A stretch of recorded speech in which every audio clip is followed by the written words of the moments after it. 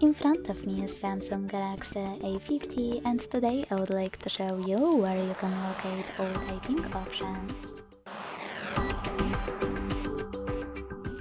You need to begin by launching your keyboard and clicking on gear icon at the top of it. As you can see, all typing options are here. To manage them, click on the chosen one and tap on the switchers, or click on the switchers next to the chosen ones. When you've finished adjusting all of those, tap on more typing options and manage them the same way. Thanks so much for watching. If you enjoyed this video, leave a like, comment and subscribe. Bye!